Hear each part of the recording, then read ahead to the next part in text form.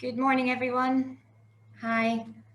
I can see people are still joining the session, but we are going to get started in what I can promise will be an interesting and thought-provoking hour and a half.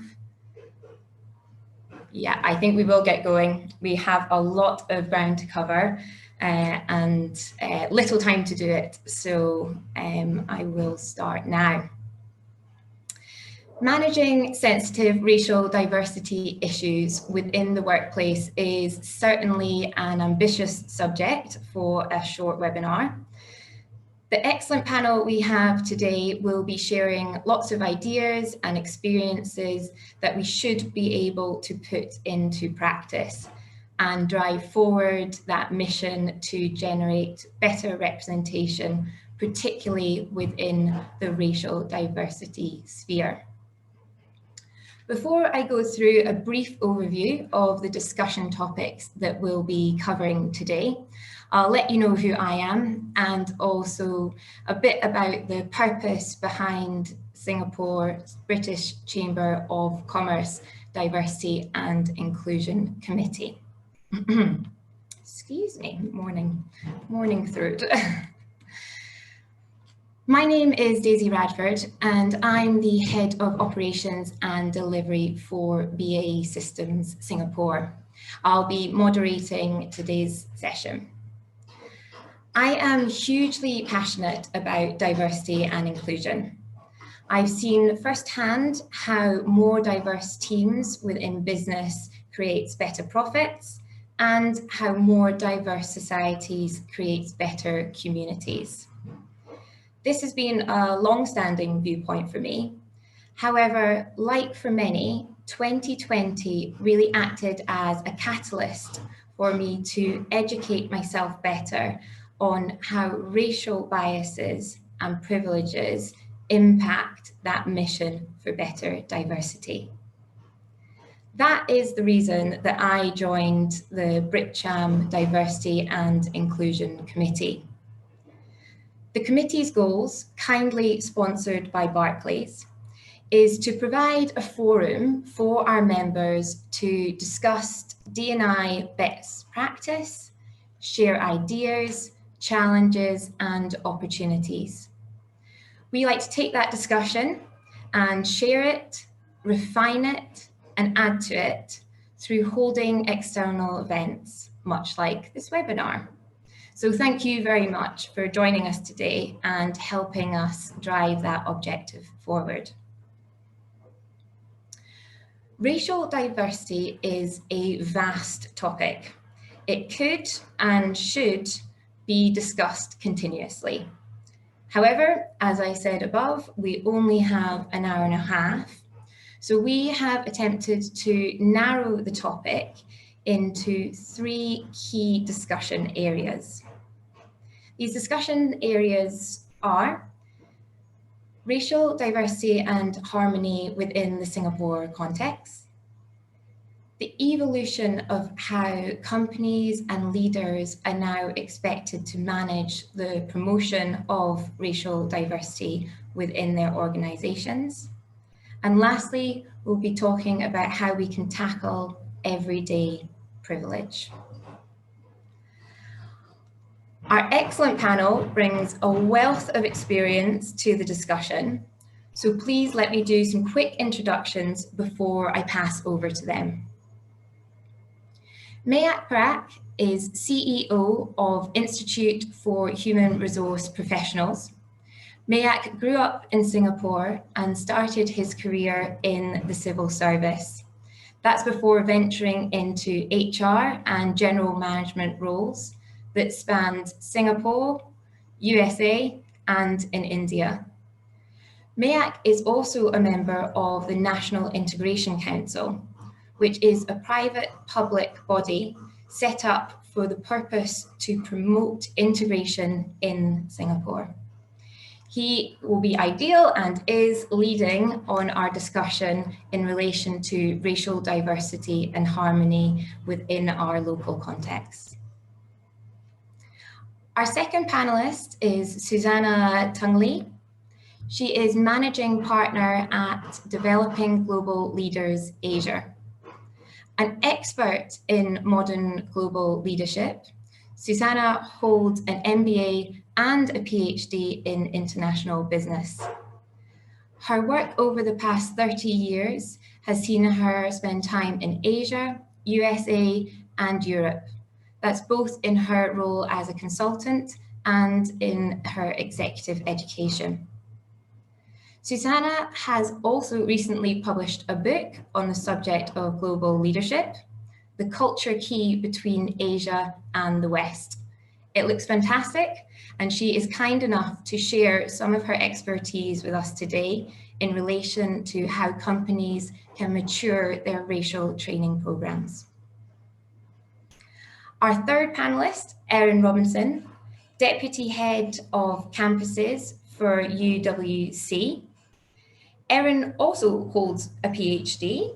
I told you this panel was good. Erin's PhD is in educational leadership with a particular focus on cultural competency within education. For more than 15 years, Erin has been driving forward the diversity, equality, and inclusion agenda across Asia and the USA. Erin and I also work together on the British Chamber's D&I committee. Last, but by no means least, is another D&I committee member, Anil. Anil Scott is Associate Partner at St James's Place Wealth Management, Singapore. He is also their Diversity and Inclusion Representative. Okay, so enough of hearing my voice. One last thing I would like to add before I hand over to Mayak and get our discussion started this morning is we will be having a Q&A session.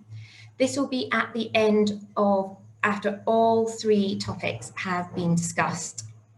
To submit a question, please use the Zoom Q&A chat box function, or if you would like to ask the question in person, please raise your virtual hand and Sabina will help to unmute you.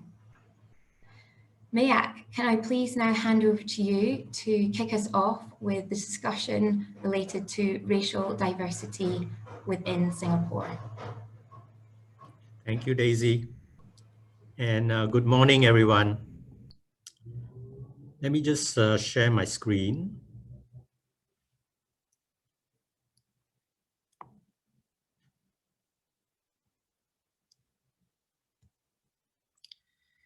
So thank you, BritCham, for the invitation to be here today to share on the Singapore's experience with diversity at the workplace, and in particular how our experience with national integration has helped with diversity, not just at the workplace, but in other spheres of society as well.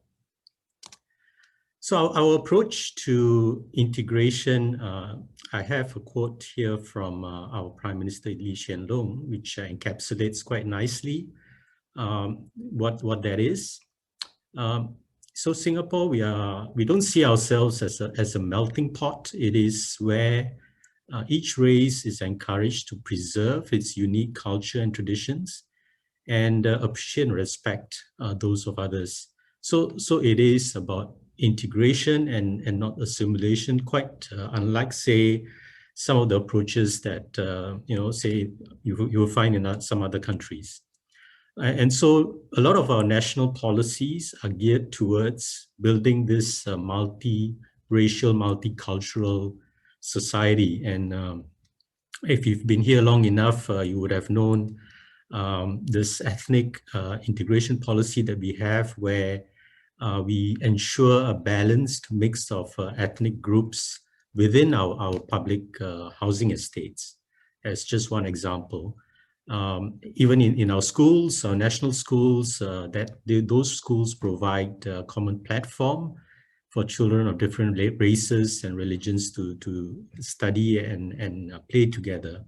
And even there, the racial composition is carefully are watched and ensured that there is representative of the community that the schools serve.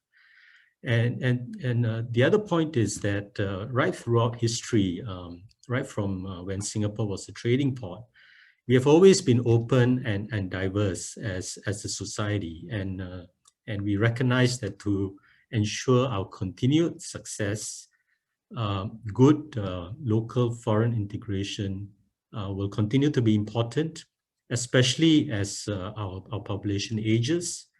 And as a result, we will need to attract more talents to Singapore. And Singaporeans as a society ourselves, we are becoming more diverse. And so that's another opportunity for us to bring more integration within society. So with that in mind, the National Integration Council, I just spent a little bit of time just explaining what the council does. It is made up of members from the public and private sectors.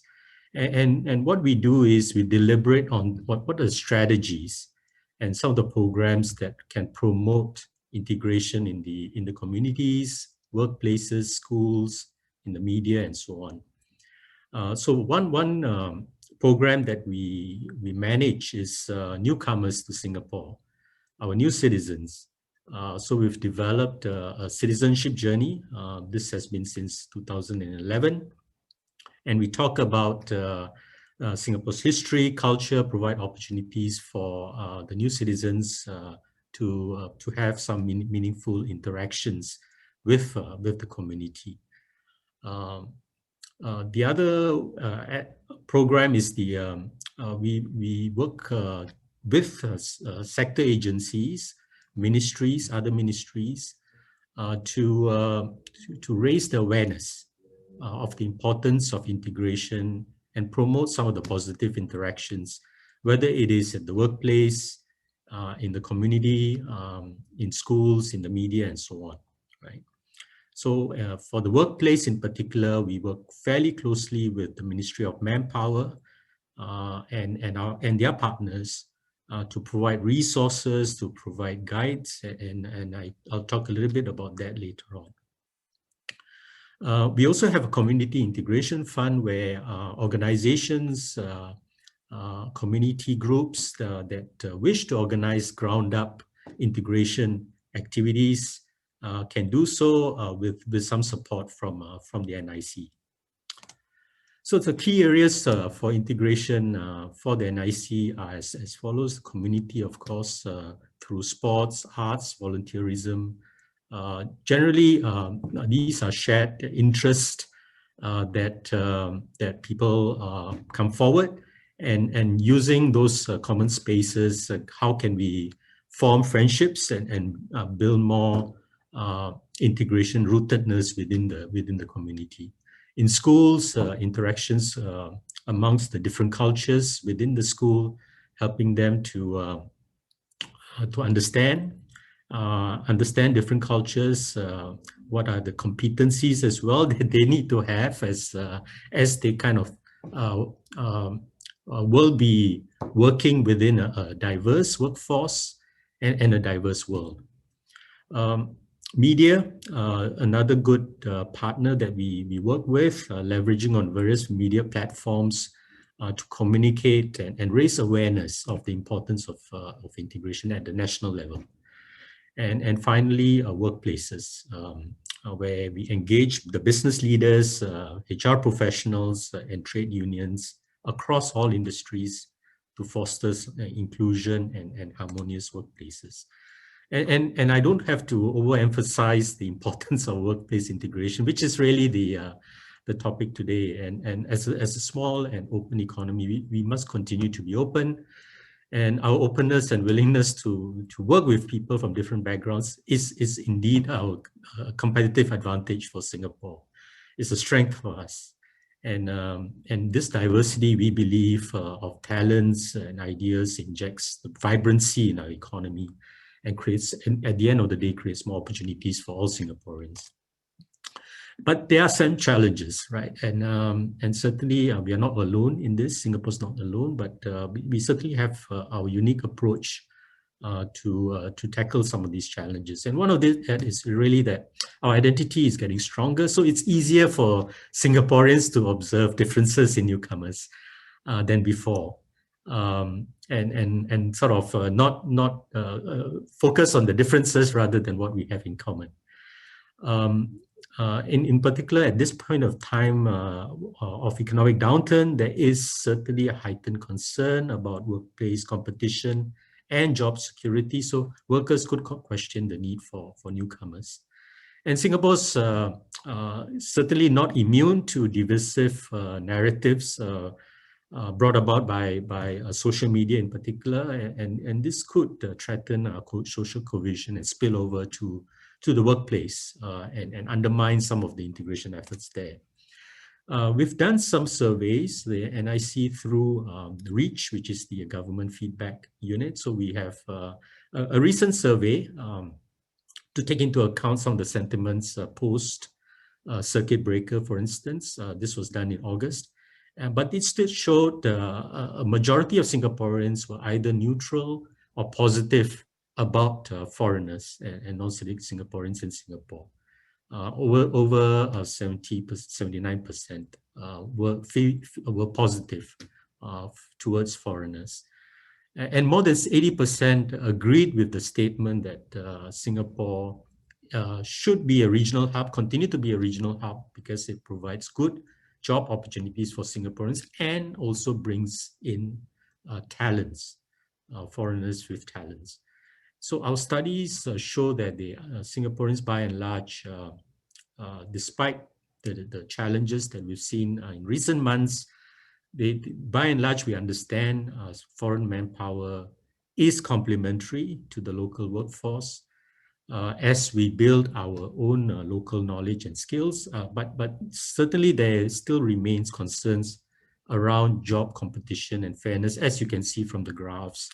The positive sentiments are certainly not as strong where we look at some of the unemployed Singaporeans, for instance.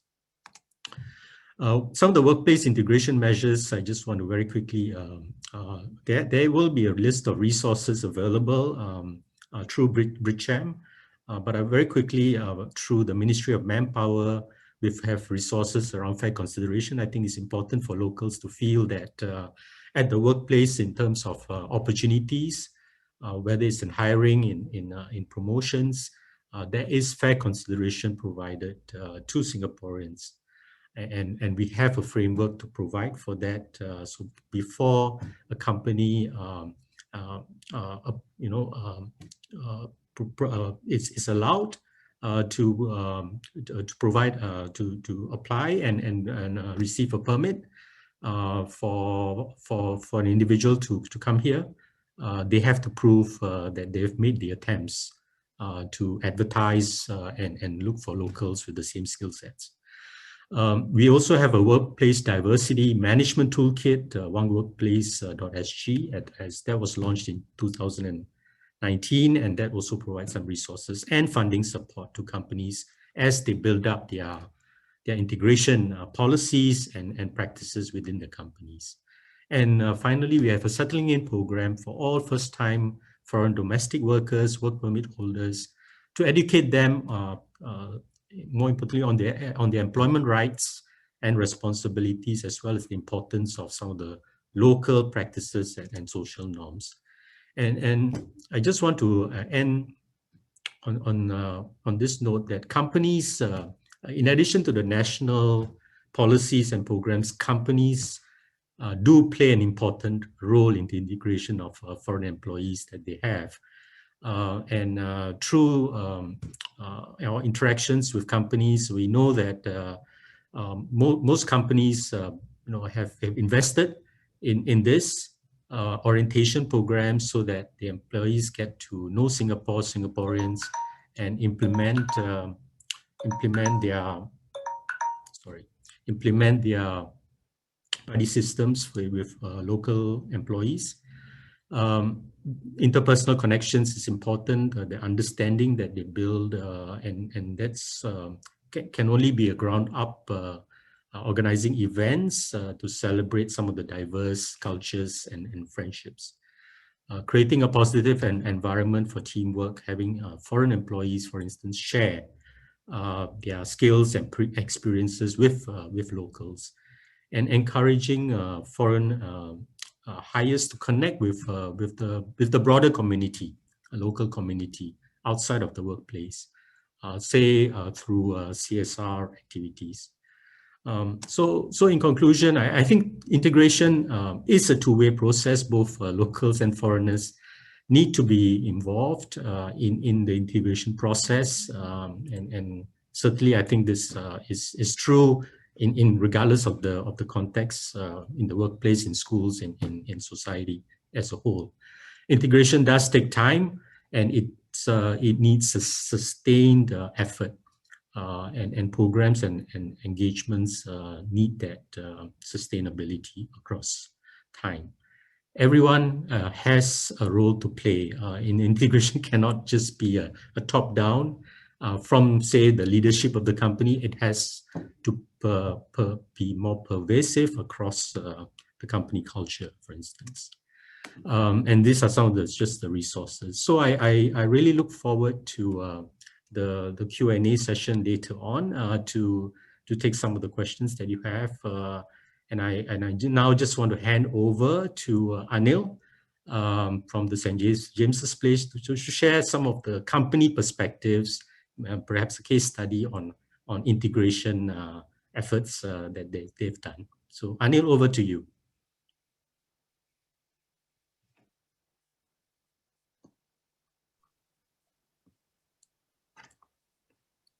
Thank you, Mayank. Thank you very much, and thank you, Daisy, for kicking this morning off. I will be covering this morning a corporate overview of not just racial diversity, but diversity and inclusion as a whole, and in particular, for the benefits of listeners and participants in this morning's discussion, the rationale and the driving force behind the inclusion and diversity policy of St. James's Place Wealth Management PLC. I apologise in advance that the examples that I use here are solely from St. James's Place. That's the framework I know best. Of course, I do have anecdotal evidence of what other companies are doing. I may not be best placed to comment on that. As a large company listed on the London Stock Exchange, I think it's probably fair to say, if it doesn't sound too arrogant, that what we're doing in this area could be considered best practice for firms of all sizes. It's important for the purposes of the discussion this morning, because we, as a listed entity, have a number of eyes on us as a public company. Regulatory eyes. We're very much in view of the wider public, and it's very important that we are seen to be leading the way in vital areas such as inclusion and diversity. Just a quick overview of St. James's Place Wealth Management. For those of you who don't know us, we're one of the largest global wealth management companies in the world. We are the largest company in our sector in the UK. As of this morning, we have 118.7 billion pounds sterling of client funds under direct management, and as I mentioned, we're listed on the London Stock Exchange. We have therefore a number of eyes on us in terms of what we're doing as a corporate citizen. Inclusion and diversity is very important. Therefore, why? I think really this sounds obvious, but our vision is to create a vibrant workforce where difference is recognized as a strength and where talented people can flourish and achieve their potential.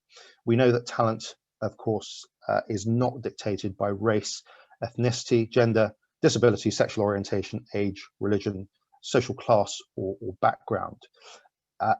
As a leading company, we know that our success is built on establishing long-lasting and highly personal relationships. That's what we do in the course of our day-to-day business. And of course, germane to this is the belief that it is the best place to have a career is one where the environment is diverse and inclusive. It encourages simply broader perspectives, that those can be embraced and people can be themselves. So that's the overarching rationale behind it. We're aiming to attract people from all walks of life and backgrounds, because we genuinely believe in the value of difference. I can sum it up. Our public statement on this is as follows, and this for me really seems to strike at the heart of our inclusion and diversity framework. A diverse community of people from a wide variety of backgrounds with a range of experience, skills and approaches will help us better understand the needs of our clients, making our business stronger, driving creativity, innovation and continued growth. There's a business rationale behind it, obviously, but I think it's also important to mention there is a moral rationale behind this as well. I think this is doing what's right, and it goes without saying that's what's important. I'm going to cover two areas. One is our board diversity policy. We believe that the board of a company like ours sets the example for inclusion and diversity across the business. We have to lead from the front if we're going to be doing this properly. We have a nominations committee that monitors the balance of skills, knowledge, experience, and of course diversity across the boardroom table, and considers overall cognitive diversity, backgrounds and perspectives in the framework of who sits on the board and how effective those decisions are made. The nominations committee, what does it do in practice? It does things like liaise with the executive search firm used on board appointments to ensure that the brief emphasizes the need to attract a diverse range of candidates, shortlists are gender balanced in the context of the existing board membership.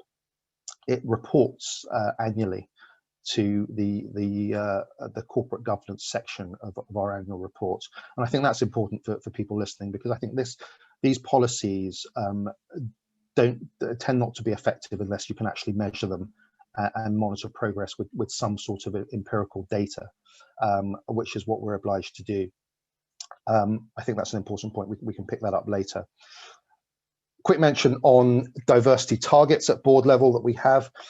We support the Hampton-Alexander target for women to represent 33% of board membership and leadership teams by 2020. The St James's Place board currently is 45% female. We have a public commitment to reach at least 30% of women in senior roles in the company by 2023. And for the purposes of our talk this morning, we've made a similar commitment to increase the number of people from Black, Asian, and ethnic minority backgrounds to at least 10% across the company by the same year, by 2023. So those are public commitments that we have made. Now, moving on to the broader company inclusion and diversity policy. As I've mentioned already, it's crucial for us to have an engaged workforce led by a leadership team who demonstrates inclusive behaviours instinctively. And our strategy for the implementation side of this, which I know is important for many of you, I'm going to focus on our strategy because we focus around three core pillars, and they are attracting diverse talent, retaining diverse talent, and developing diverse talent. And I want to touch on this in a little more detail, and I hope this will give you some pointers on the implementation piece. By the way, our progress here is regularly tracked by an inclusion and diversity steering group, which reports to the executive and PLC board and the nominations committee that I mentioned earlier. So again, we're always monitoring progress. Now, attracting diverse talent. Some of the things that we're doing, what do they include? We have a full and ongoing review of our recruitment process at the moment, under the title of recruitment overview.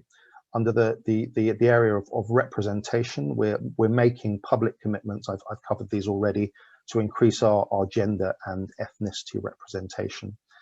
And in the area of positioning ourselves, we're raising our voice externally. We believe that's important, not just for our industry, but for the wider business community as well. It's important, if you're going to do that, that you have to live by your actions, not just talk about them. That of course is axiomatic, but I just thought I'd mention that. Retaining diverse talents in the realm of policy, we've increased paternity leave. We're supporting our transgender employee networks. I know that's not just the racial piece, but more broader D&I.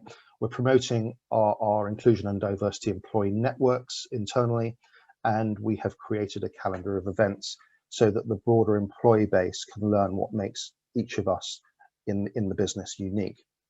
And lastly, developing diverse under the pillar of developing diverse talent.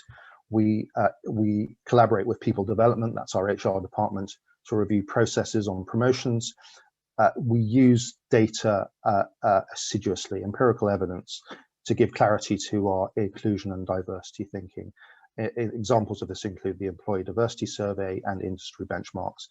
And under the realm of mentoring, we are implementing both new mentoring and reverse mentoring relationships within St James's Place and our partner firms as well, to reinforce inclusion and diversity.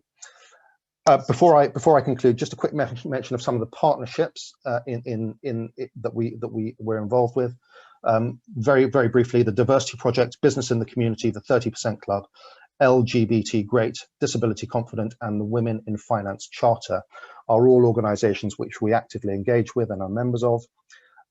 And in conclusion, this morning, in essence, the St James's Place Inclusion and Diversity Policy Framework encompasses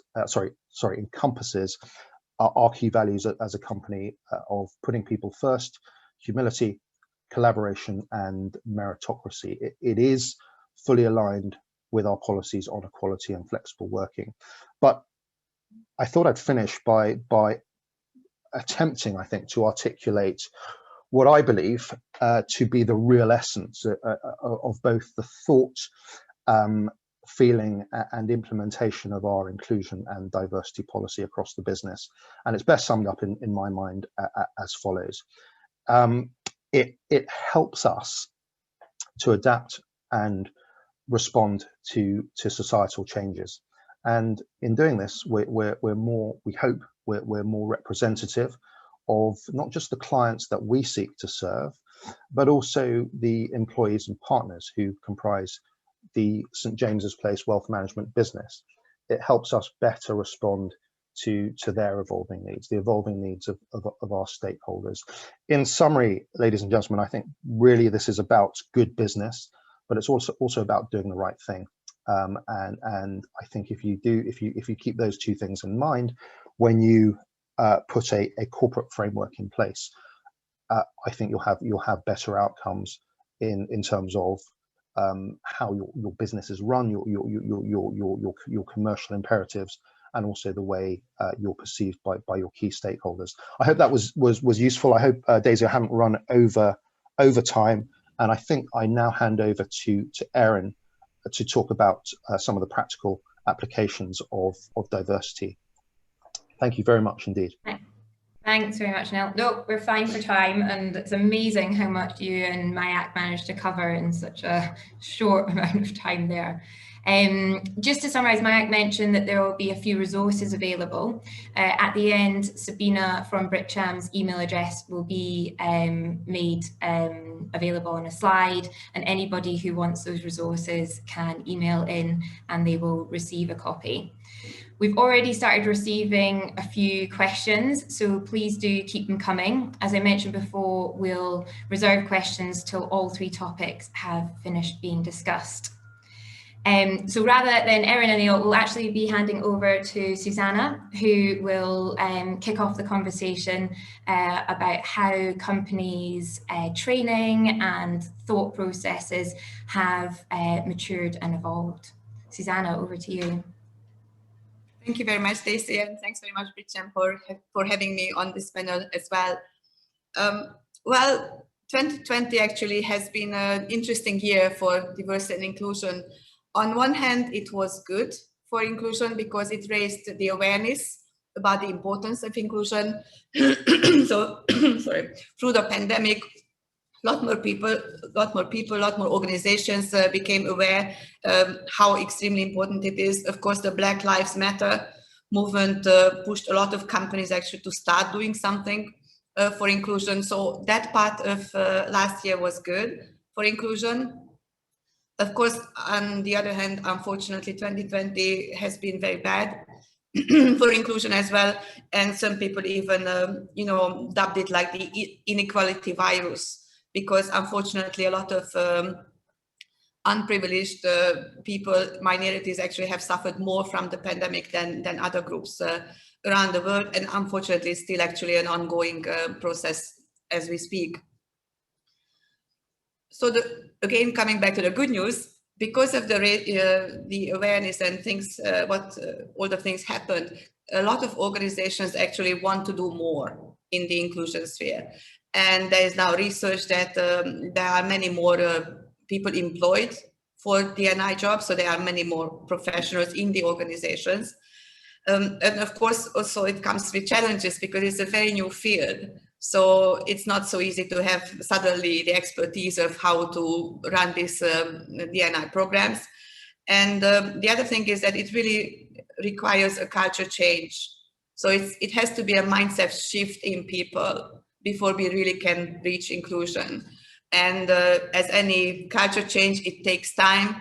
So we have to be patient and we have to keep at it so that actually we really have those inclusive organizational cultures. One trend perhaps which I'd like to mention that, and I hope it's not just semantics actually, that a lot of organizations are renaming or have renamed their policies from D&I, so diversity inclusion, to I&D, putting more the inclusion into the most important place. And also there are a number of organizations who are adding like belonging to D&I.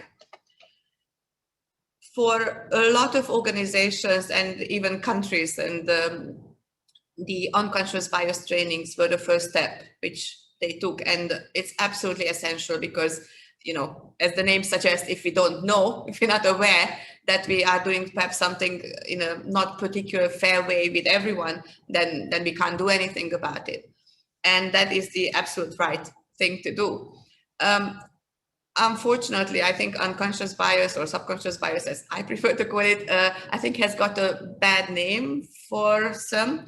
And it's partially due to the fact that especially the early unconscious bias programs, they have been a little bit too theoretical, maybe entertaining. Like I know companies have been using also like, actors to play out roles, etc.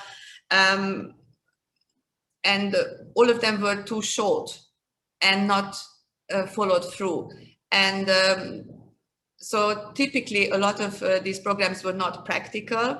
And unfortunately, like perhaps you're all aware that the British government's ministries actually stopped the unconscious bias programs. And I just read about another organization which decided that diversity trainings don't work. There have been a lot of articles about it as well.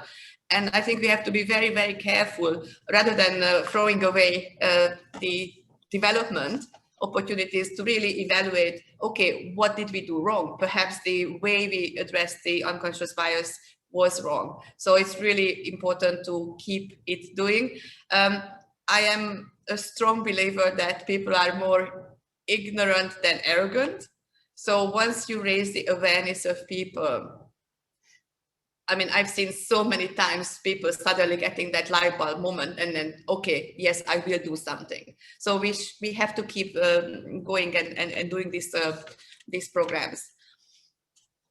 Now, because it's a relatively new field, one of the challenges for a lot of organizations, and again, there are some research now about this as well, but they don't know where to start, because it's a complex process. It's a culture change. It's a mindset shift. So what we see in some organizations, and I think Anil, you gave a beautiful example of this, when you actually create a D&I strategy, you create a roadmap, and then systematically you measure things, you have data points, and you go through that roadmap, that strategy. We actually, because this is our business, so we also have our roadmap, you know, and yes, basically it's relatively clear what you need to do.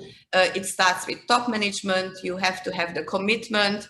And I loved again what Anil said about that, the commitment ideally comes not just from the business case, but also from a moral obligation to making the world a better place as a company or organization. Then, of course, you have to do the subconscious bias programs, inclusive leadership, inclusive behavior programs on the individual level. At the same time, as again, we already heard, looking at policies. When we work with organizations, most organizations seem to start with the recruitment policies. And again, I think that makes sense, because that's has quite a lot of elements, like the interview guide, even what kind of ad you put out to attract the diverse talent. It's that's how basically you can create a more equitable recruitment policies and strategies. Then once you do that, then you create this fair environment and infrastructure in the organization. And I think this is probably what you can do on the general D&I level, that basically you have that general inclusive support, if you want. And then you actually have to go and have some targeted development opportunities and targeted support for the various diversity groups, be it colored people, be it women, be it perhaps differently abled people, to create that, to actually have them based on your recruitment policy, but then create that supporting environment to make sure that they actually can be their best and thrive in your company. So this is when you have the strategy and you really follow through the roadmap in a consistent way. Then what we also see is that a lot of organizations, perhaps for lack of internal resources, they just want to start somewhere. And to be honest, I think that's great, because if you don't have the time and resource and any resources to really go through all this strategizing, which takes a lot of time, and I don't mean to be cynical here, but by the time the strategy is maybe formed, the new person comes in and the new strategy is being formed, which I have seen in my work. So it's very important to actually do something, really start something. And, you know, when you were asking me this, like, what can we see, like, what do people then start with, or what changes we have seen in the past year? I would say that it was like 3 areas. One of them is the request more for inclusive behavior, practical advice. Then the other area is female talent development. And the third one would be cross-cultural inclusion. And I just like to give like a couple of examples for this. For the inclusive behavior, we see 2 approaches, and I think they both work. It's just different preferences, and again, depends on the resources in the organization. One way is that companies run like a set of inclusive leadership trainings, starting ideally with the senior management, cascading it down to the middle management level, and then maybe to the employee population. But they are typically sweet and short sessions. And again, they have to be extremely practical as to what can you do tomorrow? How do you recruit better in a better, more fair way? How do you check whether you promote really based on merit and not on bias? These are extremely important and good programs. The important thing here is, and we just literally received the feedback from one of these programs, that please do it again. Please remind us that we committed to these action points. Have a reminder session in 3-6 months. Because again, you know, I can't overemphasize that it's a culture change. So therefore, we need to keeping at it and really reinforce all those action points. Some organizations which we have worked with are really going through like a long-term project, which supports perhaps better the creating the inclusive culture or at a deeper level.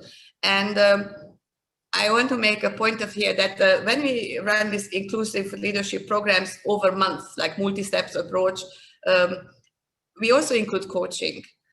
And I would like people to think about coaching as one of the extremely, or using a coaching leadership style as a very important part of inclusion. Because if you think about it, asking questions, listening, being there for the person, which are the basics of coaching, by default actually lead to more inclusive behavior with your team, with the people you are around. So that's something which some organizations are doing, really going for this inclusive and coaching culture as well.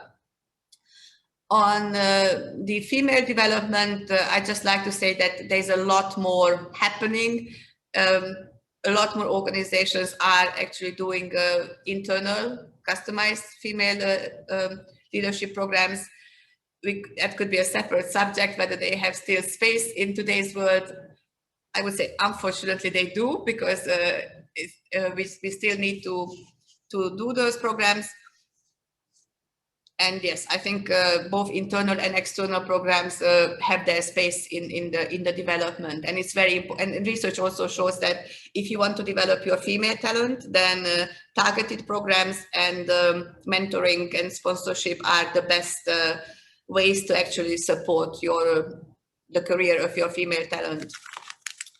And I'd like to close on cultural inclusion, which is one of my absolute pet subjects for like 30 years. It's really good that like we are also receiving a lot more requests from leaders, individual leaders, and leadership teams to help and build cross-cultural awareness and competence. What we also find that we have found for years, but suddenly there is a surge of perhaps awareness and willingness to do something about it, that in a lot of Western multinational companies, the APAC leadership teams are still very Western heavy. And there are many, many reasons for this, but one of the important reasons is cultural bias. Because in Western multinational companies, and sometimes in Eastern multinational companies as well, so I apologize for the generalization, basically there are the expectations for leadership behavior based on Western style, Western values, Western priorities. And this can include like you are expected to speak up, addressing subjects immediately, being transparent, having an open door policy, etc. And when the Asian counterparts or Asian talent perhaps don't show this immediately, this behavior, then unfortunately I've heard the expression that they are not leadership material, which of course is wrong, because basically we judge other people based on our own perceptions. So basically what organizations are trying now to do is to recognize this and making sure that both parties actually get the cross-cultural awareness. And maybe I just conclude on one concrete example, which literally just happened yesterday, that I got a phone call from head of APAC from a UK organization. And he said he's acutely becoming more and more aware every day that he needs some more cross-cultural awareness and competence, but he realizes that it's not just for him, but for everybody who's moving around, as well as for his team, who are actually from all kinds of APAC countries. So I think that would be a wonderful example for showing the cross-cultural inclusion that we all have to learn. And that way we can create actually a better environment for everyone on the cross-cultural field. So I think these are the examples I wanted to suggest. And I think without any further ado, I'd like to hand over to Erin, who is going to give her thoughts from the educational perspective. Thanks very much.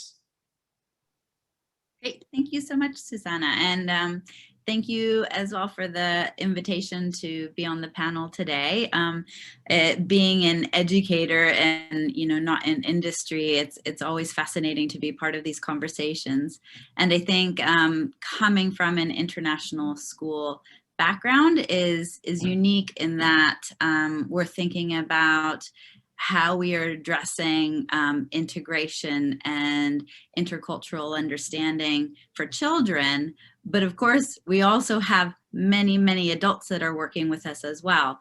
That includes staff members, all of the things that we are listening to about workplace integration apply, as well as parents. So it's quite complex for us because we have so many different stakeholders that we're trying to address these kinds of cultural changes with.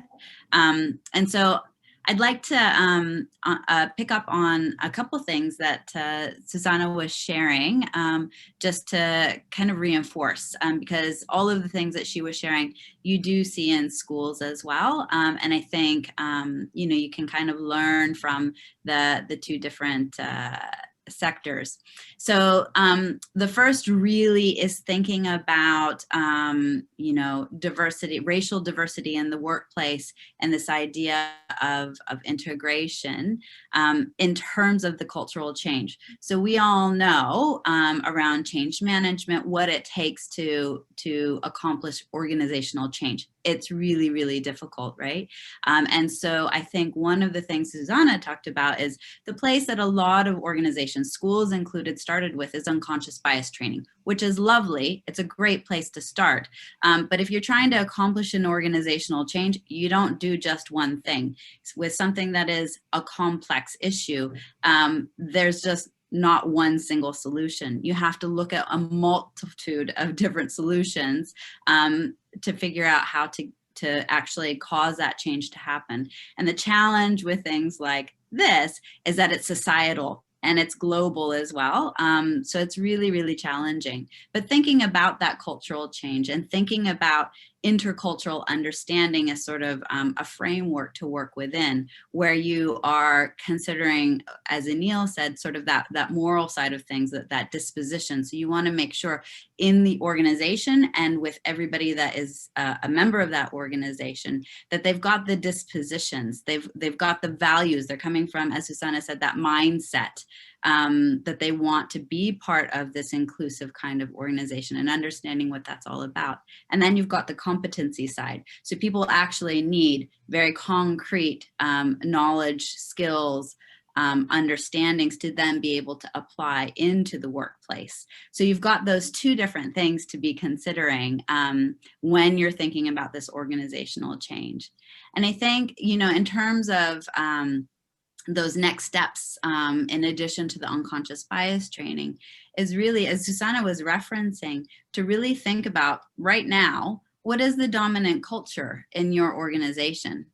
And really consider, is it coming from a Western, even if it is not a, sort of in origin, a Western company or organization, or if it's, like an international school, international in name, global in name. But then what is that underlying dominant culture? Because all organizations have it. And so really unpacking what is that, and then taking that unconscious bias training and self-awareness that you have and saying, okay, so how do I fit into this? What does that actually look like? What aspects of the dominant culture actually are in my favor?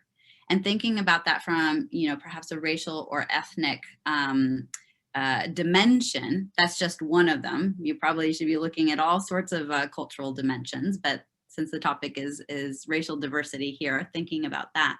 What is in your favor? And really interrogating that. You can't just have unconscious bias training and leave it alone. You have to really think about, how does this apply to me in my workplace?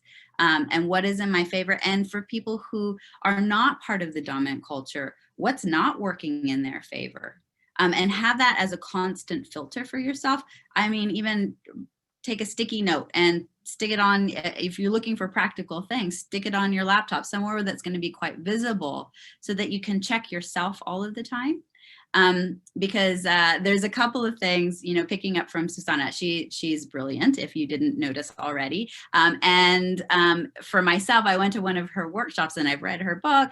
And there's two things that really stick out in my mind in terms of applying all of this that you're hearing, you know, actually, you know, in a day-to-day kind of way. And the first is around hierarchy. And you see that sort of in that ethnic, racial, cultural dimensions. And it very much is important for us to consider here in Singapore and, you know, with the global kind of companies that we're a part of, because people deal with hierarchy in different kinds of ways. And for me, one place that this has really emerged. So you've got the theoretical, you understand that, but then when you are in recruitment, what kinds of questions are you asking about conflict and hierarchy and how people deal with that in their intercultural communication? And how are the people who are on the interview panels interpreting that? And I'll give you an example. So we're going through recent recruitment for a leadership position. And, you know, one of the panels wanted to ask a question about how do you deal with conflict? Not thinking about the underlying dominant culture, which is to deal with conflict head on, direct. You don't avoid it, you address it, boom, boom, boom, and then it's resolved. Well, that serves a particular culture really well, but many other cultures, that is the opposite of what you would do. And if we're trying, so in this situation, we're trying to hire for our greater diversity because we know that's what's good for us. But then in listening to the responses from diverse candidates, it was quite clear that some were coming from a Western cultural context, and they gave the answer that the interview panel was listening for, which is congruent with the dominant culture of our school, which is address the conflict head on. And then some other other candidates were coming from different cultural backgrounds, answered in a much more direct way. And so it takes somebody, and this is why I think, you know, Susanna is saying, really focus, and Anil, focus on the leadership, because somebody has to step in and ask the question. Okay, so this is what I'm seeing in the feedback from these interview panels. I need to ask the question so that people then can go, oh, right. And then they can make that association and readjust the way that they're viewing their feedback. And this is really crucial because this can be sort of the linchpin between whether you hire somebody or not. So really thinking about that is I think an example that would be really helpful for you to think about in your organizations. So I've got lots of other examples, but I know we've got another topic and we want to leave enough time for questions. So I'll pass it back to Daisy. Yeah, Erin, I could continue discussing that for a long time, but yeah, why don't we crack on with tackling your topic relating to everyday privilege. Yeah, great. Thank you. So I will continue a bit in another area. So tackling everyday privilege. I was sort of getting into this already, but really thinking about what does this look like in our workplaces?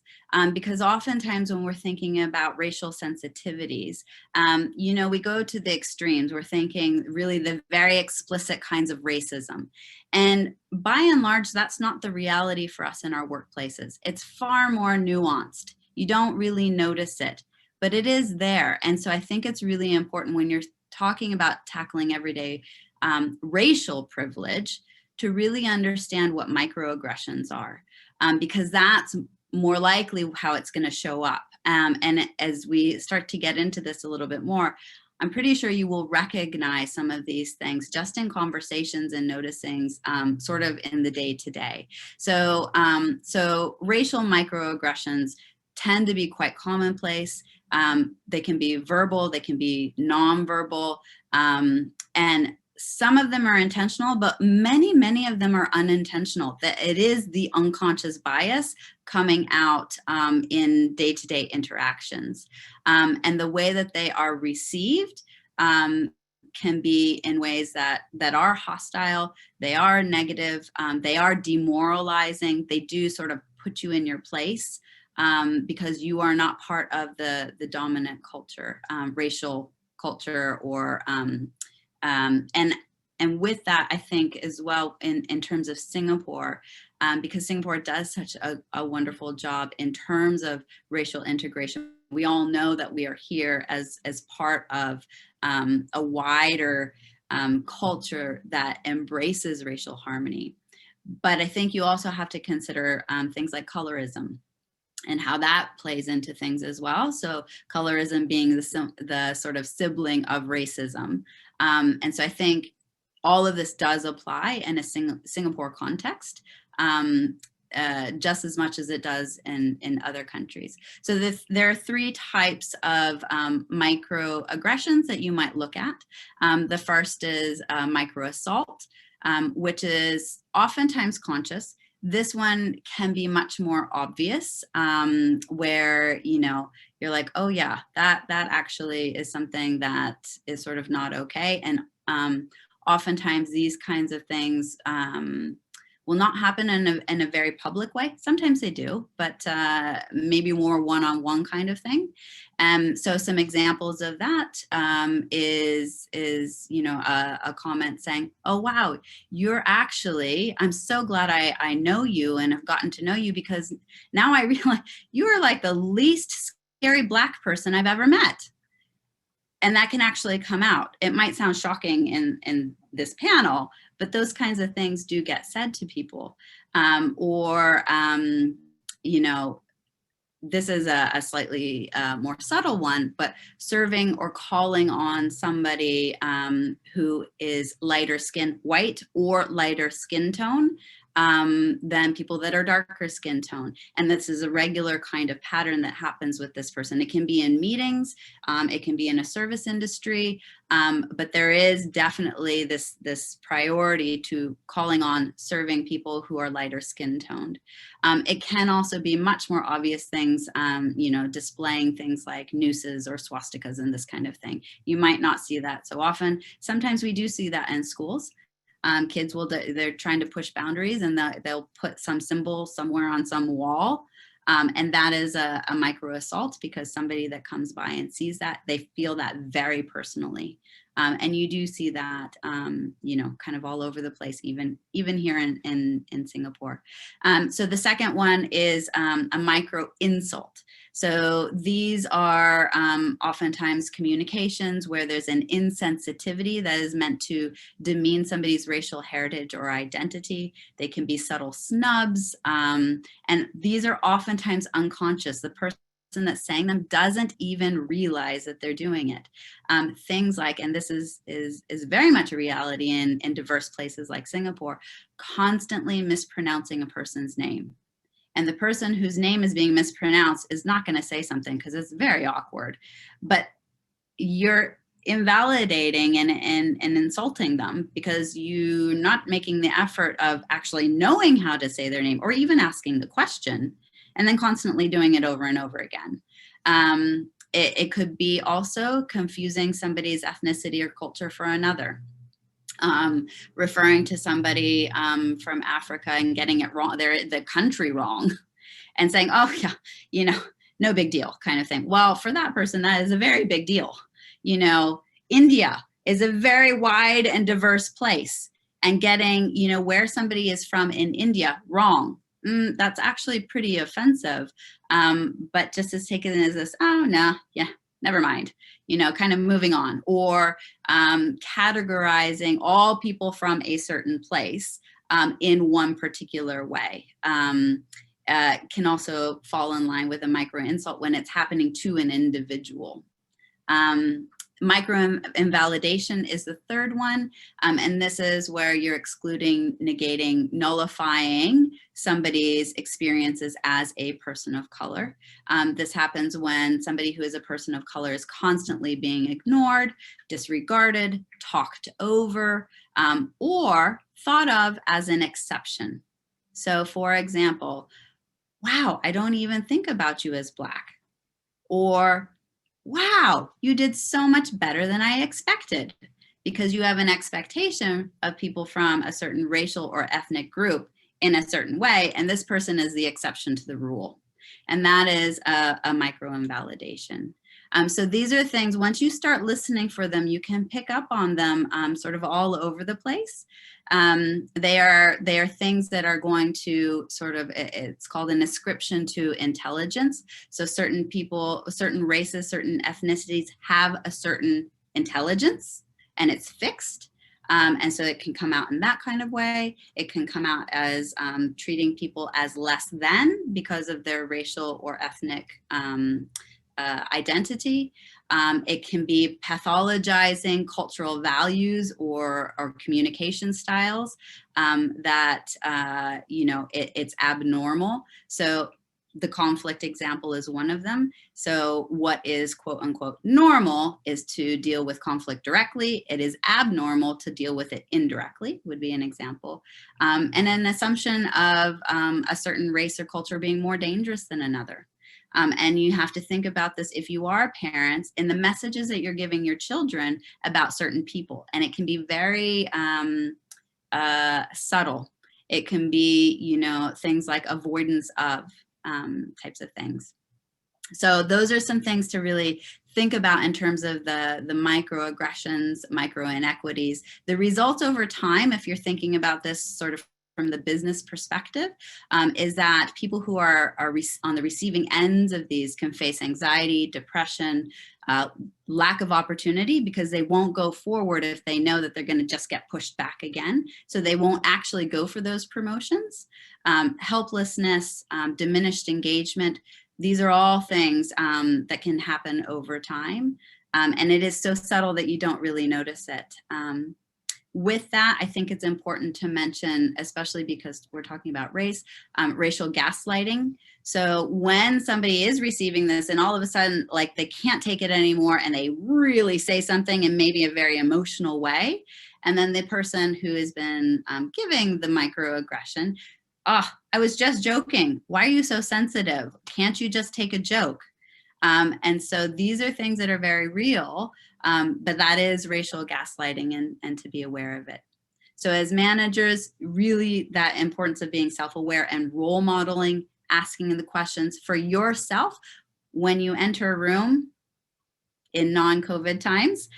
When you enter a room, who do you gravitate towards? What are the power dynamics in your workplace right now?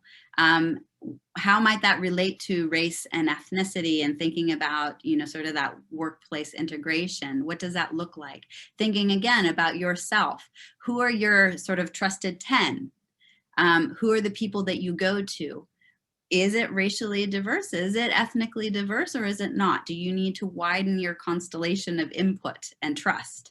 Are some questions that you can ask yourself. So really paying attention to yourself and then what that looks like in the workplace.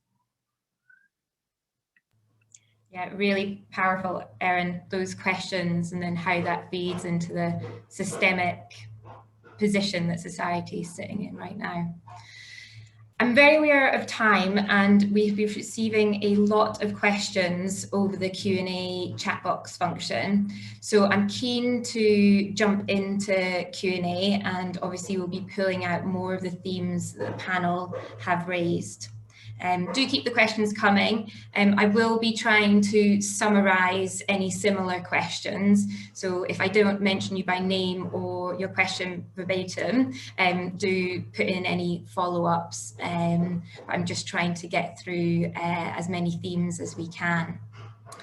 So Anil, actually the first question to come in was focused on what you were talking about with regards to St James's Place actually putting in very public objectives to hit on the board.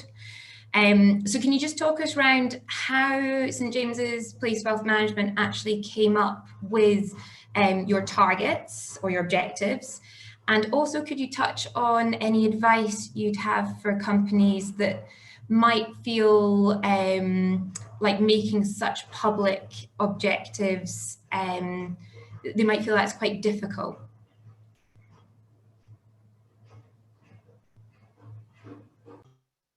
Thank you, Daisy. Yes, I'll address those two points. First of all, targets. I think we've got an advantage, as I mentioned before, in the fact that we're a listed company. We have a lot of eyes on us, which means that we can't afford to get things wrong, and we have to be accountable for everything we do, both in a commercial setting and in a non-commercial setting. That's a tremendous advantage. Someone did ask a question, and I did notice it, whoever you were, about percentages of women in senior roles and on the board, and I'll address that because that dovetails into this notion of targets. What's an appropriate target? How should you set one? We use a lot of data and evidence. Industry benchmarks are important to us. So I mentioned one of them, which was about the 30% target for industry. So from a very basic perspective, we look at what industry is saying, and we assess that for best practice. And I think we have with our current board, we have exceeded that notional official target. Our board is 45% women as I speak. I think it's also not so much a problem, but it's also good. If you're a business and you're starting from behind, if you're not leading the pack, if you are coming from a position not of weakness, but you're coming from behind, because I would argue that if you have to catch up, if you have to get things shipshape, for want of a better expression, there is more of an incentive and there is more of a focus for you to get things right. Why are we using 30%? I realize that I'm drifting off the topic of racial discrimination, but why we use? But this applies to any target. We have to climb the mountain in small steps. We have to set base camps before. We can't just charge straight for the summit or straight for the halfway point. And if we're using good benchmarks and we're measuring ourselves along the way, that's very important. Measuring ourselves on a regular basis to make sure that we're true to our original commitments, and then improving after that. Then eventually, if everything it goes right, we will get there. The second point, to your second point, Daisy, about public commitments. Again, I think it's very useful being a big entity, being listed on a stock exchange. We simply don't have the luxury of certainly we don't have the luxury of getting this wrong, but we don't have the luxury of easing into this. We have to get it right.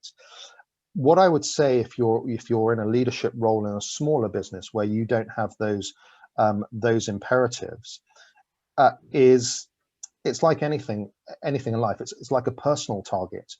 It's not going to be realized unless you give yourself some sort of hostage to fortune.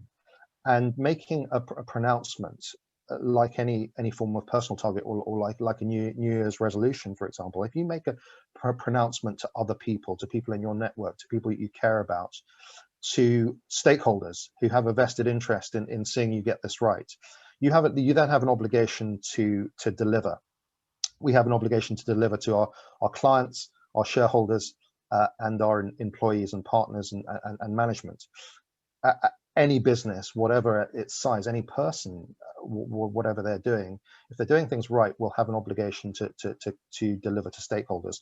So really, in answering that point, I think it's really about setting the dial where you feel comfortable, but it's well worth doing. Thanks, Anil. Thank you. We'll move on to another question that a few people have raised. And Susanna, I think we'll come to you to cover this one.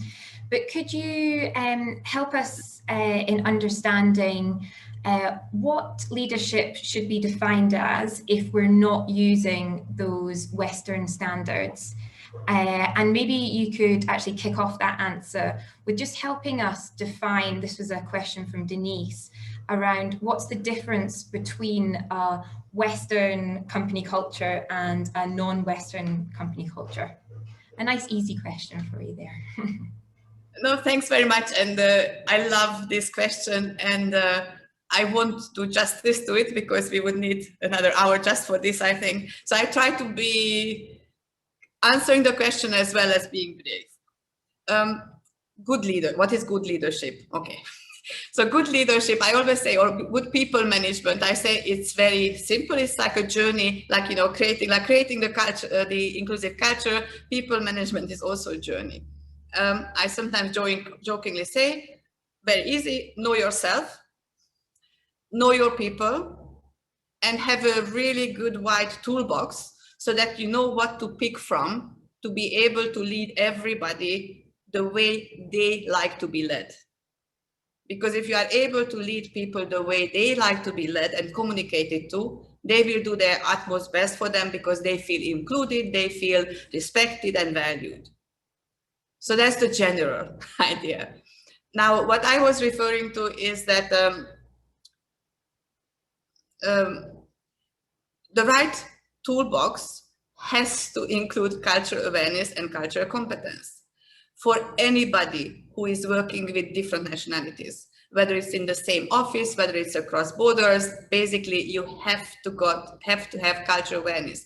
And we're very far from this in the world. And yeah, different parts of the world perhaps are a little bit different place, but typically cultural awareness is not something which people talk about. So even that's why we have a lot of work, for example, now, because leadership teams are not able, I mean, I was told we were working once with a team, a global supplier team who stopped communicating. And then the idea actually came out that they were not talking because of cultural differences, because, and I loved your example, Erin, about conflict. That is one of the most important things. People do approach conflict very differently. So they stopped talking because that was some of the people's way of basically dealing with those conflicts. So what can you, and that's a very, again, I feel bad of saying that it's very Western, because being in the British Chamber of Commerce, British are the least direct actually in the Western world. And that also causes problems within the Western world. So basically, whether it's the top leadership team or any team, you have to get to know each other and figure out how to work together. Whether it's an official team charter or just ways of working together. You know, a lot of times when you go to a team building session or you do a personality test, and you say, I see why you're actually doing it that way. With culture, it's exactly the same way, but it's much less talked about in my experience. So that's why I would really, if I could, I would put through everyone through some very basic cultural awareness training, so that when they see the different people, they may not like the behavior, but they are aware that, okay, actually, maybe that's just a different way. And when I said Western culture, it's just some of the expectations of the leaders really are, especially the one which I hear most often, that you speak up at meetings, regardless, and you immediately address everything, which is kind of related to conflict, because for a lot of people, that's viewed as conflict already by immediately addressing, perhaps in a constructive, criticizing way, something. So maybe that's where I will kind of stop. It's just the cultural awareness is missing from our global life.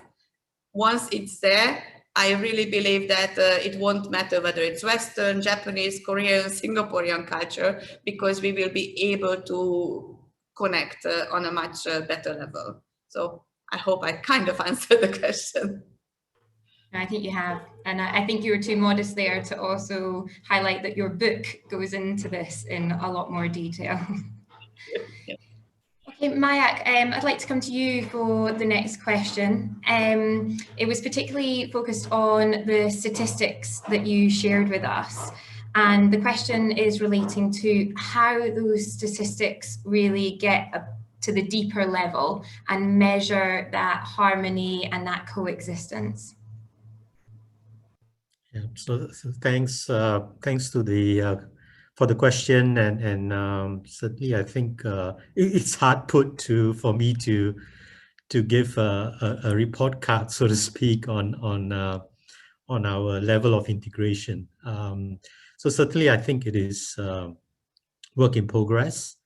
I mean, we've started. Singapore started really, in terms of developing societies separately, right? So when you say when pre-independence, we had the Chinatowns, the Little India, and the Bugis area. So communities were kept separate. So it was only post-independence really that we set about trying to build that common space by providing opportunities for communities to mingle. And certainly, I think our housing policies, our schools, even national service for male citizens, those are all very significant opportunities and moves by the policymakers to bring communities together, to create that opportunities for better understanding and mingling. But certainly, I think if you ask me, is this coexistence or is this true integration? I think it very much doesn't so much depend on the government and the policies. It depends with interactions, day-to-day interactions, and everyone here has a part to play in that. How I interact with my colleague, how I interact with when I shop, when I go to recreation areas, and also I think that's a lot of that.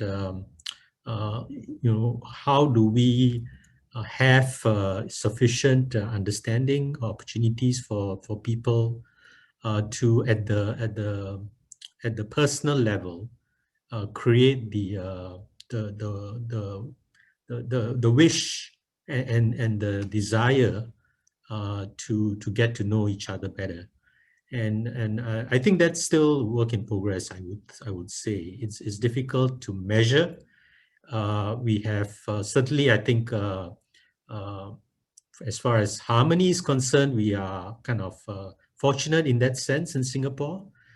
Compared to many other parts of the world, I think that's something that bodes well for us going forward. But certainly, I think there are much more areas that we can look at to build that level of cohesion across the different races. So I hope that answers the question. Yeah, certainly. I was absolutely fascinated with the statistics. Interesting to think about the underlying behaviours that create them, though. I'm conscious that we're running out of time. We have a couple questions left, which unfortunately I don't think we're going to be able to get round to. Sabina, if you could share the closing slide. There is an email address on this slide. So I would encourage, if there is any further discussions, or as I mentioned before, if you're wanting any of the material that we have touched on today, to email Sabina and she can forward it on to any of the panelists, or to receive the material, you can get that in return. I just want to take a few minutes, obviously, to thank our panelists. So many interesting ideas. I've been scribbling down like mad. So a lot of things to take away from this session, which, on reflection, we can all look to improve the way that we tackle racial diversity, biases, and privilege. Sabina, is there a slide about upcoming events? Yep.